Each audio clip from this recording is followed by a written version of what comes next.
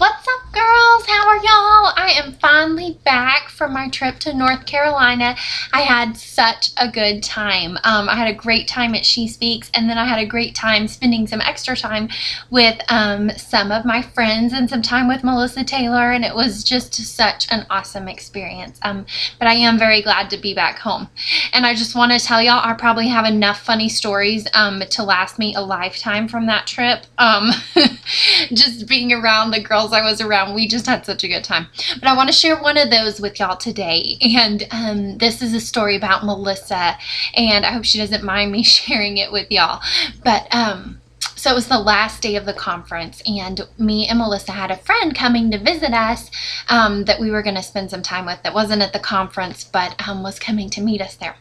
So since I'd never met this friend before, Melissa kind of wanted to surprise me with her coming.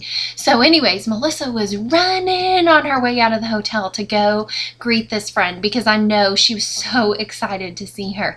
So she was running as fast as she could, and poor Melissa, she just tripped over her foot and just fell flat on her face. And I'm laughing because she's such a good sport that I can laugh with her about this. But poor thing, she completely rolled over her ankle, and her ankle was like swollen this big. I just felt so bad for her. She limped around for more than a day. Anyway, so I thought it was hilarious today when I was reading my Bible and I came across this verse. And it's from 2 Samuel, and it's 2 Samuel 22:37. And it says that he broadens the path beneath us so that our ankles do not turn. How perfect is that? I mean, I just saw a friend roll her ankle and fall flat on her face because things were in the way of her path, even though she was running to do something amazing to greet this friend that we both wanted and were so anxious to see. So anyways, the way I wanted to relate this to our message is that this week's chapter, one of the chapters is on abiding in Christ. And I just have to say that I say this about every chapter, but the further I go, I just find more and more chapters that are my favorites. And this abiding in Christ chapter has absolutely been my favorite so far. And I drew a little illustration for y'all about abiding in Christ. So I'm going to hold it up for y'all to look at.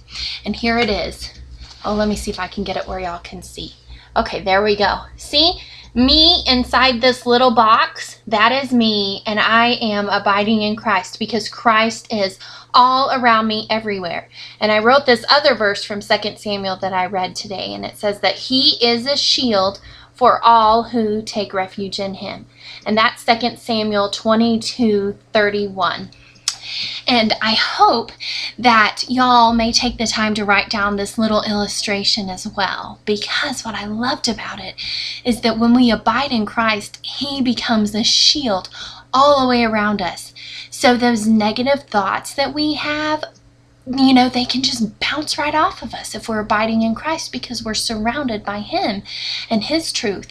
And you know, those things that other people say to us, things that are hurting our feelings, circumstances, anything, if we are abiding in Christ, we are completely surrounded by him. He's like a box, just or a circle, a shield around us that just blocks everything negative and keeps us surrounded by his love and the awesomeness and the greatness that he is. And you know, if we're surrounded by that, there is nothing that can stop us. And you know, if we are on a path where we are abiding in Christ, it says in this verse, the one about rolling our ankles, that he is going to broaden the path beneath us. So when we are abiding in Christ, we know that he is going to go before us, and he is going to broaden that path, and he's going to smoothen it out so that we can run. Smoothen, that's not really a word, but he's going to smooth it out so that we can run and we can not fall. And those things that people say to us that hurt us, and the things that we say to ourselves that hurt ourselves, when we abide in Christ, all of that just bounces off, because all of that kind of stuff is stuff that clutters our path, and that when we run, that's the kind of stuff we trip over and that we fall over. But when we abide in Christ, he clears out that path and we are able to run straight. And I would just encourage y'all so much to read the chapter of 2 Samuel 22, because there is just some amazing stuff in there, and that chapter just spoke to me so much. And girls, I just want to encourage you, whatever you have to do, put sticky notes in your car that remind you of Bible verses. Decorate your car with a cross. I got Melissa a cross as a gift that hangs from her rearview mirror, so that when she looks, every time she gets in her car, there's that reminder that Jesus is with her. So I'd encourage you to maybe get one of those.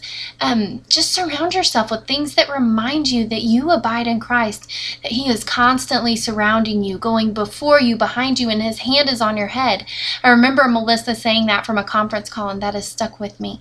And girls, every single one of y'all is so special to me, and y'all are so amazing.